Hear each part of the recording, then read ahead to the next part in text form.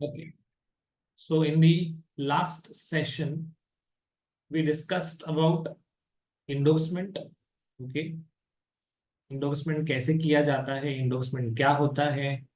endorsement का simple meaning है कि किसी भी negotiable instrument पे साइन करना, that is either on the face of the instrument or on the back of the instrument, or let's say to a piece of paper attached to the negotiable instrument. Okay. The next topic is endorsement in blank and endorsement in full. Okay. हमने जब endorsement का topic पढ़ा था तब ये देखा था कि इंडोर्समेंट में कुछ स्पेसिफिक वर्ड्स की जरूरत नहीं है कि मैं ये कर रहा हूं, मैं वो कर रहा हूं। सिंपली आपने वो सिग्नेचर किया और किसी और को वो इंस्ट्रूमेंट डिलीवर कर दिया, तो पहले आप होल्डर थे, अभी वो होल्डर बनेगा। और एज सच आपको इसके अलावा कोई वर्ड्स एनीवे लिखने की जरूरत नहीं है। Okay. So if the endorser signs his name only, तो उसे कहा जाता है endorsement in blank. And if he adds a direction to pay, तो उसे कहा जाता है इंडोर्समेंट इन फुल। ध्यान रखना है, अगर वो सिर्फ साइन करता है, ओके, तो उसे कहा जाएगा इंडोर्समेंट इन ब्लैंक। बट अगर वो उसमें कुछ वर्ड्स का एडिशन करता है, okay, he is adding a direction to pay, तो उसे कहा जाएगा इंडोर्समेंट इन फुल। हम इसके एग्जांपल्स देखने वाले हैं। ओके। चलो, हमने कर दिया ये इंस्ट्रूमेंट इंडोर्स, तो हम बनेंगे इंडोर्सर, और जिसको इंडोर्स किया वो बनेगा इंडोर्सी। Is it okay?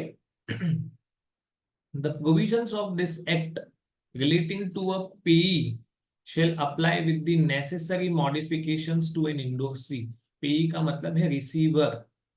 तो जो प्रोविजंस पेई को एप्लीकेबल हैं, वही provisions with necessary modifications endorsee को भी एप्लीकेबल हैं। ओके। तो सबसे पहले हम देखते हैं blank endorsement. No endorsee is specified. सिर्फ आपने क्या कर दिया, पीछे साइन कर दिया, खत्म। It only contains the bare signature of the endorser. Okay. जैसे ये एग्जांपल इधर लिखा हुआ है, स्पेसिमेन मोतीलाल पोद्दार, कहानी खत्म, है ना, साइन कर दिया, तो it is called endorsement in blank.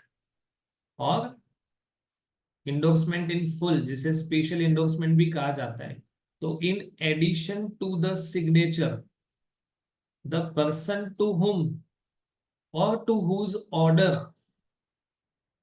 The instrument is payable is specified. मतलब अगर ऐसा लिखा है, देखो यहाँ पे और यहाँ पे क्या डिफरेंस है, तो ये स्पेसिमेन पहले भी, मतलब ये लिखा हुआ है, पहले भी साइन था, अभी भी साइन है। द ओनली डिफरेंस इज कि ऊपर कोई इंस्ट्रक्शन नहीं था, है ना। यहाँ पे इंस्ट्रक्शन है पे टू बी बाटली वाला, और ऑर्डर, मतलब आपको ये पैसा बी को पे करना है या उसके ऑर्डर पे, मतलब वो जिसे कहे उसको पे करना है। तो आपने यहाँ पे डायरेक्शन ऐड कर दिया है, you have added a direction, आपने इंस्ट्रक्शन ऐड कर दिया है, तो it is called endorsement in full. सिर्फ साइन किया तो इट इज जनरल इंडोर्समेंट, और we can say endorsement in blank. और अगर साइन करते वक्त आपने कुछ इंस्ट्रक्शंस ऐड कर दिए, तो it is called endorsement in full. Okay. तो यही चीज आगे वापस डिस्कस किया हुआ है कि वेरियस काइंड्स ऑफ इंडोर्समेंट। तो इंडोर्समेंट इन ब्लैंक भी हो सकता है। इन ब्लैंक मतलब क्या होगा, आपने signature without specifying the endorsee, है ना, आपने ये सिग्नेचर तो कर दिया, but pay to so and so person ऐसा कुछ नहीं लिखा है, किसको पे करना है वो नहीं करना है। तो this type of negotiable instrument is considered as bearer instrument, क्योंकि आपको सिर्फ साइन करना है और डिलीवर कर देना है ना। क्या कहा जाएगा इसको, बेरर इंस्ट्रूमेंट, सिर्फ साइन किया, कहानी खत्म। ओके। तो उसे कहा जाएगा endorsement in blank. such effect of such endorsement is to render the instrument payable to bearer, मैंने कहा ना आपको ये बैरर इंस्ट्रूमेंट हो जाएगा, even though it was originally payable to the order, मतलब order instrument is converted into a bearer instrument. Okay. दूसरा है इंडोर्समेंट इन फुल, जहां पे आप along with the signature endorsee का नाम स्पेसिफाई करते हो, लिखा था ना पे टू बी, तो आपने इंडोर्सी का नाम स्पेसिफाई कर दिया, दैट इज इन इंस्ट्रक्शन। तो लिखा है ना पे टू एक्स और ऑर्डर, और उसमें ए का सिग्नेचर हो गया, तो सिर्फ सिग्नेचर नहीं है, इंडोर्समेंट का डायरेक्शन भी दिया हुआ है, तो it is called endorsement in full. Next है आपका partial endorsement. Okay, partial endorsement को invalid in the eyes of law कहा गया है। पार्शियल इंडोर्समेंट का मतलब क्या है कि अगर किसी प्रोमिसरी नोट या बिल ऑफ एक्सचेंज पे अमाउंट लिखा हुआ है 10,000 रुपए का, ए ने उसको इंडोर्स कर दिया, वह उसमें ऐसा लिखा है कि आपको बी को या बी जिसे कहे उसको सिर्फ 5,000 रुपए देना है, यू आर सपोज टू पे 5,000 रुपीज ओनली, तो ये पार्शियल इंडोर्समेंट है वो इनवैलिड है, it is invalid in the eyes of law. अब इसका एक एक्सेप्शन है, एक्सेप्शन का मतलब in which case partial endorsement is also valid. Okay, तो सेकेंड पार्ट ऑफ सेक्शन 56 ये कहता है कि आप अगर ऐसा लिख दो दैट पे टू बी और ऑर्डर द रिमेनिंग ₹5,000, आपने क्या लिख दिया, पे टू बी और बीज order the remaining amount of ₹5,000, मतलब क्या है कि 10,000 रुपए का बिल है, पर आपको बी को या बी जिसे कहे उसको बाकी के 5,000 रुपए देने हैं। बाकी के देने हैं इसका मतलब ए ऑलरेडी कुछ पैसा ले चुका है, 10,000 के बिल में ए ऑलरेडी कितना ले चुका है, 5,000 रुपए, और बाकी के 5,000 रुपए के लिए वो इंडोर्स कर रहा है। तो अगर आपने लिख दिया ना the unpaid residue of the bill, तो ये वैलिड हो जाएगा। ओके, तो हमने अभी तक 3 तरह की इंडोर्समेंट देखे हैं, endorsement in blank, endorsement full, partial endorsement, और अभी है रिस्ट्रिक्टिव इंडोर्समेंट। तो जैसा नाम है, ओके, तो अगर कोई इंसान किसी भी नेगोशिएबल इंस्ट्रूमेंट को इंडोर्स करते वक्त इंडोर्समेंट के राइट को एक्सक्लूड कर देता है, इंडोर्समेंट के राइट को क्या कर देता है, रिस्ट्रिक्ट या एक्सक्लूड कर देता है, the right of endorsee to further transfer.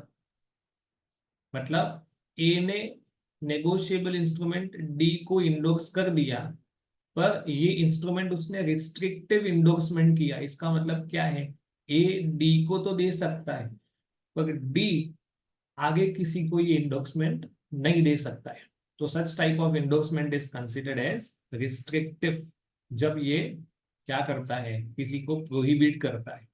It merely entitles the holder of the instrument to receive the amount, okay, for a specific purpose.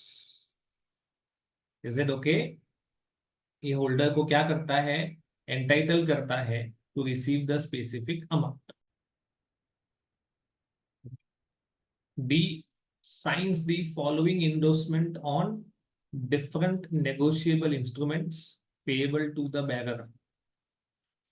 Normally वो इंस्ट्रूमेंट कैसा है, पेएबल टू बेरर है, पर D उसके back पे sign करता है और क्या लिखता है, okay, pay the contents to G only, pay G for my use, pay G or order for the account of H. जब हम इस तरह का कोई भी वर्ड या सेंटेंस यूज करते हैं तो इसका मतलब है कि ये रिस्ट्रिक्टिव या प्रोहिबिटिव इंडोर्समेंट्स हैं। इसकी वजह से क्या होगा कि आपने ये जी को तो दे दिया पर जी आगे इसको नेगोशिएट नहीं कर पाएगा, मतलब आगे ट्रांसफर नहीं कर पाएगा। तो G will receive the amount और G will receive the amount for the endorser. G के पास पैसा तो आएगा पर किसके लिए आ रहा है, जिसने उसको इंडोर्स किया है। मान लो कि this endorsement is coming from F to G, तो इन दिस केस क्या होगा, जी को पैसा तो मिलेगा पर जी किसके बिहाफ पे पैसा ले रहा है, G is receiving money on behalf of F, और जी ने इसका फर्दर मूवमेंट रिस्ट्रिक्ट कर दिया है. Okay. Next topic is conditional endorsement. Okay. Section 52 gives power to an endorser to insert in the endorsement by express words a stipulation. Stipulation का मतलब भी condition होता है. एक्सक्लूडिंग और लिमिटिंग हिज ओन लायबिलिटी. मैं जब भी किसी भी नेगोशिएबल इंस्ट्रूमेंट को इंडोर्स कर रहा हूं, so what am I doing. Okay. या तो मैं अपनी लायबिलिटी को खत्म कर देता हूं, है ना. नॉर्मली क्या होता है कि अगर मैं नेगोशिएबल इंस्ट्रूमेंट को इंडोर्स कर रहा हूँ, है ना, आगे हम डिस्चार्ज का टॉपिक पढ़ने वाले हैं, तो वहां पे और ज्यादा डिटेल में आएगा कि कौन कब फ्री हो जाएगा, है ना, इंडोर्समेंट की वजह से. तो हमने अभी क्वालिफाइड एक्सेप्टेंस में देखा था कि अगर आप क्वालिफाइड एक्सेप्टेंस के लिए हाँ बोलते हो और बाकी के लोगों को पूछ के हाँ बोलते हो, तो बाकी के लोग लायबल रहेंगे, अदरवाइज लायबल नहीं रहेंगे, है ना. वो क्वालिफाइड एक्सेप्टेंस में था. वैसा यहाँ पे इंडोर्समेंट में क्या देखेंगे. मैं इंडोर्समेंट करते वक्त इस कंडीशन के साथ इंडोर्समेंट कर रहा हूँ कि आगे से मेरा कोई लायबिलिटी नहीं रहेगा. I will not be liable for the, मतलब आगे जाके डिसऑनर होगा तो बाकी सारी पार्टीज अपने आप के किसी और के ऊपर केस कर सकती हैं, पर मेरे ऊपर नहीं कर सकती. Okay. So what did I do. I am excluding my liability, या तो मैं अपनी लायबिलिटी को लिमिट कर रहा हूं to the holder by making such liability or the right of endorsee to receive the amount due thereupon. Okay, on the happening of a specified event, although such event may never happen. है ना. मैंने इस तरह से endorsement किया है कि ऐसा होगा तब मैं पे करूंगा, और आपको पता है कि ऐसा कभी होने वाला ही नहीं है. So what are you trying to do? You are trying to exclude your liability, or you are trying to limit your liability. Okay. तो सबसे पहला conditional endorsement are of many types. Okay. उसमें सबसे पहला इंडोर्समेंट है sense recourse. Sense का मतलब होता है विदाउट. सेंस का मतलब क्या होता है. Without. Okay. By excluding his liability. For example, the holder of a bill may endorse it, thus pay to A or order without recourse to me. का मतलब क्या है. मैं इस बिल पे पैसा कलेक्ट करने का राइट ए को देता हूं, या ए आगे ये बिल जिसको नेगोशिएट करे उसको देता हूं. But in the case the Bill Gates dishonoured, तो आप मेरे पे केस नहीं कर सकते हो. मैं उस कंडीशन के साथ इसको एंडोर्स कर रहा हूं. ओके. या तो क्या लिखा. पे ए और ऑर्डर सेंस रिकोर्स, मतलब क्या है. Without recourse.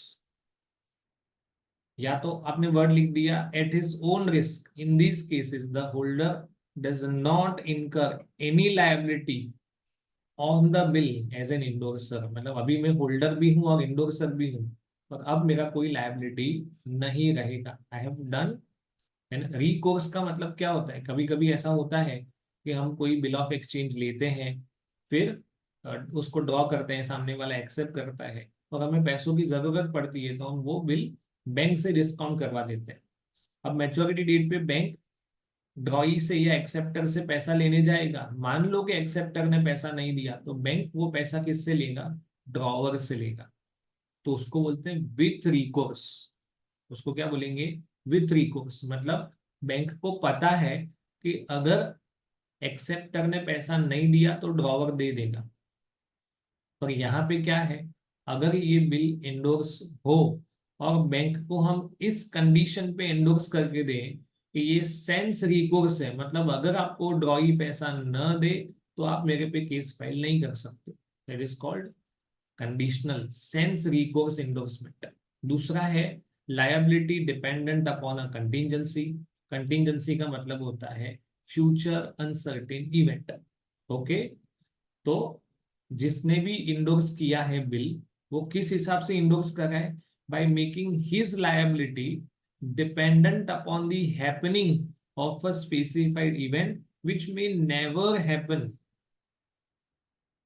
तो क्या हो जाएगा. In such a case the liability of the holder okay, कब अराइज होगा? Only on the happening of the event specified.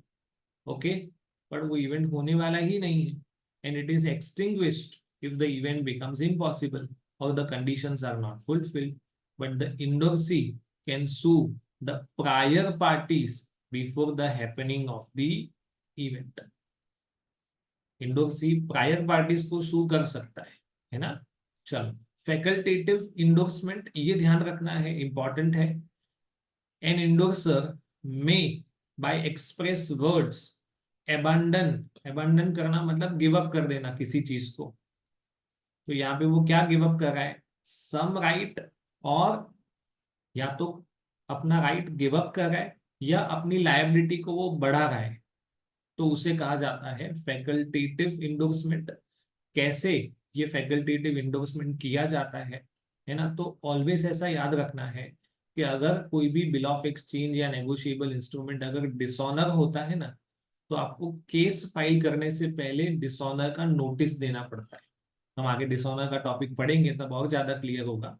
Okay, पर कोई भी नेगोशिएबल इंस्ट्रूमेंट अगर डिसऑनर होता है, तो जिसने भी वो एक्सेप्ट किया था या जो भी डेटर है, हमें उसको नोटिफाई करना पड़ता है। ओके, कि आपका बिल ऑफ एक्सचेंज या चेक या प्रॉमिसरी नोट डिसऑनर हो चुका है। ओके, और यहाँ पे क्या होगा? The holder may wave presentment of the instrument. Okay भाई, आपको एक्सेप्टेंस के लिए आने की जरूरत नहीं है, ठीक है। फॉर एक्सेप्टेंस और notice of dishonour by the holder, वो क्या करे? वेव कर देता है। कौन सी चीजों को वेव कर देता है? कि आपको एक्सेप्टेंस के लिए ये बिल मेरे को प्रेजेंट करने की जरूरत नहीं है, छोड़ दो। या तो वो ऐसा लिखता है कि आप अगर मुझे डिसऑनर का नोटिस नहीं दोगे तो भी चलेगा। क्या लिखा हुआ है? एन इंडोर्समेंट पे ए और his order notice of dishonour waived, मतलब क्या कर दिया उसने? अबांडन कर दिया, गिव अप कर दिया अपना जो अधिकार था। उसका अधिकार क्या था? कि उसको नोटिस ऑफ डिसऑनर मिलना चाहिए, तो उसने वो राइट वेव ऑफ कर दिया। तो उसे कहा जाता है फैकल्टेटिव इंडोर्समेंट। हम आगे जब डिसऑनर में पढ़ेंगे तो नोटिंग के ऊपर बहुत सारा डिस्कशन है। Next is sense phrase endorsement. Sense phrase का मतलब क्या होता है? कि जो आगे खर्चा होने वाला है, फ्रेज का मतलब द फर्दर एक्सपेंडिचर जो भी होने वाला है वो सेंस, सेंस माने विदाउट। ओके, तो इंडोर्सर क्या कहता है कि इससे आगे जो भी खर्चा होगा, वॉट एवर एक्सपेंस, प्रोटेस्ट का, नोटिंग का, या कोई भी खर्चा जो भी होगा, उसके लिए मैं लायबल नहीं हूं। तो उसने साइन कर दिया, और कैसे किया? Sense phrase. इसका मतलब फर्दर जो भी खर्चा होगा, डिसऑनर का, नोटिंग का, प्रोटेस्ट का, whatever expenditures are going to be incurred further, I am not going to remain liable for the same. Okay, तो कौन सा इंडोर्समेंट हो सकता है? इट इज कंडीशनल में कौन से चार हैं? Sans recourse, something which is dependent upon the contingency, facultative and sans frais. इसके पहले कौन सा देखा था? है ना, restrictive endorsement, endorsement in full, endorsement in blank and partial endorsement. Okay, now we are going to move to the next page. अभी के लिए ये कैसे किसी एक नेगोशिएबल इंस्ट्रूमेंट को जो इंडोर्स्ड इन ब्लैंक था, जिसको हम इंडोर्स्ड इन फुल में कन्वर्ट कर सकते हैं। मतलब नॉर्मली ऐसा है कि मैंने किसी नेगोशिएबल इंस्ट्रूमेंट पे साइन करके दे दिया। Okay, let's say A has given the bill to B, पर ऐसा लिखा नहीं है pay to B or his order. A ने बाय मियर डिलीवरी ये बिल बिसको किसको दे दिया? बी को दे दिया, है ना। बैगर इंस्ट्रूमेंट था तो दे दिया और अपना साइन कर दिया। अब बी ने क्या कर दिया? ये साइन था ना, उसके ऊपर खुद खुद साइन नहीं कर रहा है, ध्यान रखना। B is not signing himself. What B is doing, जो ए का सिग्नेचर था उसके ऊपर उसने लिख दिया पे टू सी और हिज ऑर्डर। तो पहले मैंने सिर्फ साइन किया था, तो वो ब्लैंक इंस्ट्रूमेंट था, ब्लैंक इंडोर्समेंट था। और अब क्या हो रहा है, the blank endorsement has been converted into full. तो इसमें किसका लायबिलिटी आएगा, किसका नहीं आएगा, that we are going to discuss in the next session. अभी के लिए, है ना, जो वैलिड इंडोर्समेंट की कुछ कंडीशंस है वो मैं आपके साथ डिस्कस कर लेता हूँ, then we'll be concluding the session. Okay, essentials of a valid instrument, obvious है कि अगर आपको इंडोर्समेंट करना है तो इंडोर्समेंट का मतलब ही क्या होता है कि आपको किसी भी इंस्ट्रूमेंट के ऊपर क्या करना होता है, साइन करना होता है। ओके, तो या तो हम सिंपली सिग्नेचर करके भी इंडोर्स कर सकते हैं, या सिग्नेचर के साथ कुछ इंस्ट्रक्शंस, कुछ डायरेक्शंस ऐड करके भी इंडोर्समेंट कर सकते हैं। बिना किसी इंस्ट्रक्शन के किया तो इंडोर्समेंट इन ब्लैंक हो जाएगा, इंस्ट्रक्शन के साथ किया तो इंडोर्समेंट इन फुल हो जाएगा। ओके, चलो मान लो कि अगर हमने इंडोर्समेंट इन फुल किया था, तब किसी का नाम लिखते वक्त हमने उसकी स्पेलिंग गलत लिख दी थी, तो हमें उसका करेक्ट स्पेलिंग लिखना पड़ेगा ब्रैकेट में, और उस करेक्ट स्पेलिंग के नीचे भी या उसके पास में भी फिर से साइन करना पड़ेगा। ओके, तब जाके वो वैलिड इंडोर्समेंट माना जाएगा, मतलब गलत स्पेलिंग लिखना अलाउड नहीं है। चलो, हु में इंडोर्स और नेगोशिएट, कौन इंडोर्स कर सकता है, एवरी मेकर, ड्रॉअर, पे और इंडोर्सी। माने ए ने अगर ये इंडोर्समेंट बी को कर दिया तो अभी बी इंडोर्सी है, बी यही इंस्ट्रूमेंट अगर डी को दे देता है तो अब बी वापस इंडोर्सर बनेगा, डी इंडोर्सी बनेगा। वापस डी ने ई को दे दिया। ओके, तो एवरी मेकर, ड्रॉअर, पेई का मतलब जो रिसिपिएंट ऑफ द मनी है या इंडोर्सी है, वो सब लोग नेगोशिएट या इंडोर्स कर सकते हैं, अनलेस हमने उस इंस्ट्रूमेंट का नेगोशिएबिलिटी को रिस्ट्रिक्ट किया हो। मतलब अगर आपने रिस्ट्रिक्टिव इंडोर्समेंट किया है तो in that case further negotiation possible नहीं। It is however necessary that such maker or drawer who wants to endorse is in lawful possession of the instrument। माने सेक्शन 58 नहीं एप्लीकेबल होना चाहिए। सेक्शन 58 में क्या लिखा था कि आपने नेगोशिएबल इंस्ट्रूमेंट आपको कहीं से या तो मिला है, या आपने किसी गलत तरीके से unlawful objective, unlawful consideration, fraud, forgery करके ऑब्टेन किया है, ओके, तो आप इंडोर्समेंट नहीं कर सकते। Okay, a bill is drawn payable to A और ऑर्डर, ये पैसा ए को मिलेगा या ए जिसे कहे उसको, A endorses the same to B, not containing the words or any order. मतलब ए ने ये बिल बी को इंडोर्स कर दिया, साइन, है ना, पर उसमें किसी कहीं पे वर्ड नहीं लिखा हुआ है कि to B or to the order of B, ऐसा कुछ। ओके, तो बी क्या कर सकता है, उसको नेगोशिएट ऑब्वियसली कर सकता है, क्योंकि इसमें किसी भी तरह का रिस्ट्रिक्टिव एंडोर्समेंट नहीं है ना। आगे फर्दर नेगोशिएट हो ही सकता है जितना आगे करना चाहे। Okay, what is the effect of endorsement. अब तो पहले आपने क्या किया, एंडोर्समेंट किया, उसके बाद आपने क्या कर दिया, डिलीवरी कर दिया, तो इसकी वजह से क्या हो जाएगा, पहले लेट्स से एक्स के पास प्रॉपर्टी था, ओनरशिप था, अभी वो वाई के पास हो जाएगा, और वाई उसको फर्दर नेगोशिएट भी कर सकता है अगर उसको आपने रिस्ट्रिक्ट या एक्सक्लूड न किया हो तो। Or it may merely constitute the endorsee as an agent to endorse the instrument or to receive the content. आगे लिखा था ना, पे टू जी फॉर मी, है ना, मेरे लिए जी पैसा, मतलब जी is my agent.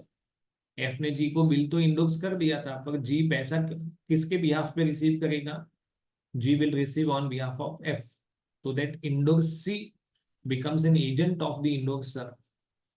Okay, so B signs the following endorsement on different negotiable instruments payable to bearer, pay the contents to C only, मतलब ये क्या हो गया, रिस्ट्रिक्टिव हो गया, आगे सी उसको नेगोशिएट नहीं कर सकता है।